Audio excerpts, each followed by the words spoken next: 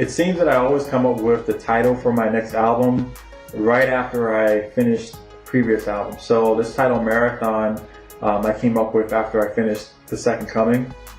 I really thought that I was just going to jump right into another album because I was riding the success of what I was doing, and then I just pulled back from it and said, hey, let me just take some time to really work on this album.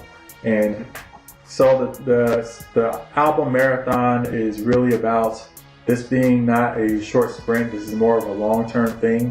When I was in high school, I decided to run track and field, and I had the chance to break some records and actually fell in the midst of the race. I felt like that was the biggest failure that I had ever experienced in my life, and I remember I felt so bad, like I had let people down, and I noticed that the coach stopped working with me. Like he just kind of said, okay, well, Aaron's not going to be a competitive athlete in this arena.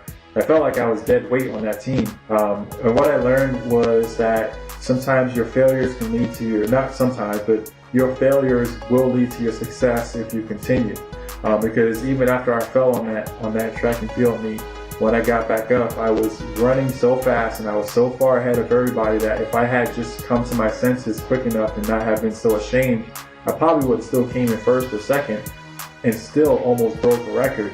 But that's only part of the story. The album goes a lot deeper than just my personal experience, because I want to reach an audience that's not just listening to my story, but has a story themselves that they kind of want to explore with me.